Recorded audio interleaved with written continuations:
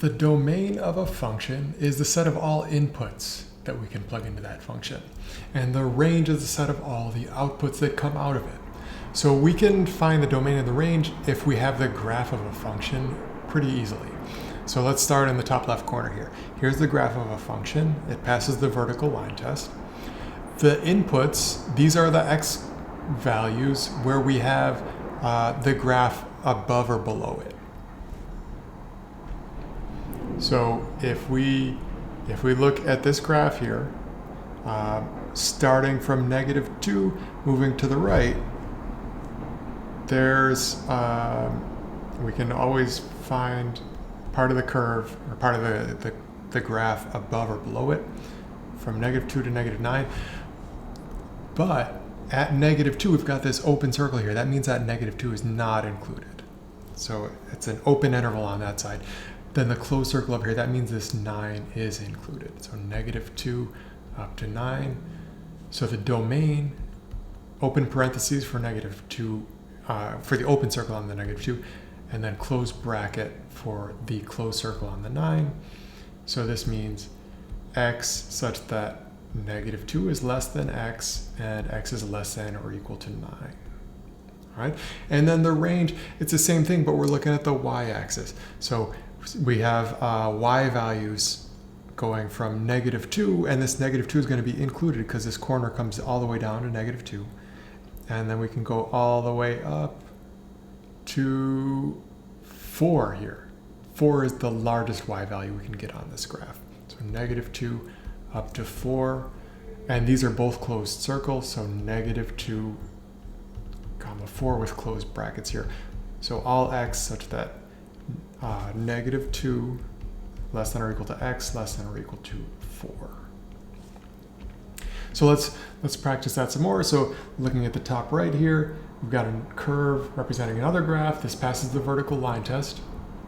If we want the domain, we take the shadow on the x-axis again. So we got closed circle at 0. We can keep going until we get to 10. There's shadow from 0 all the way up to 10. So the domain 0 through 10, and closed brackets because of the closed circles.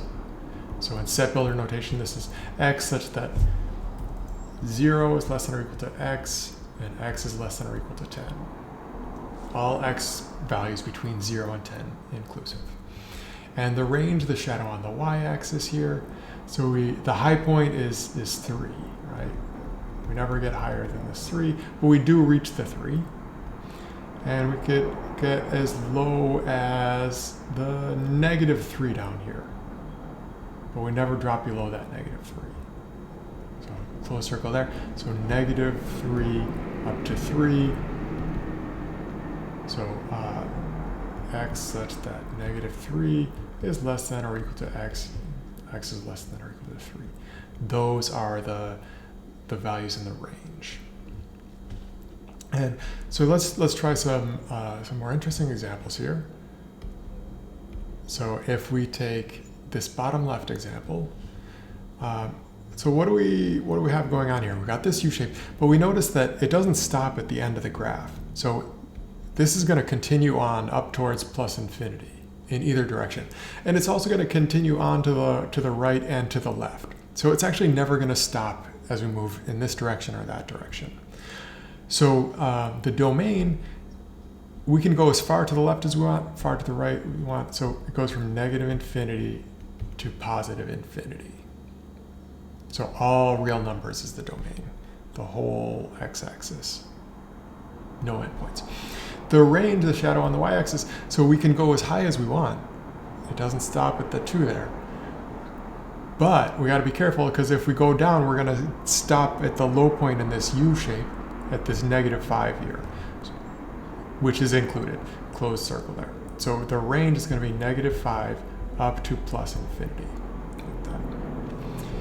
And the last example here, so we've got this curve here, starts at this open circle at -3, -2, continues up to the right.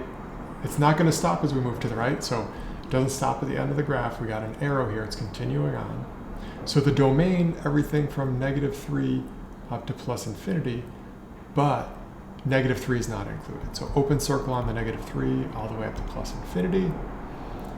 And then the range of the shadow on the y-axis, the low point, this negative 2 here, but it's an open circle, and we go up.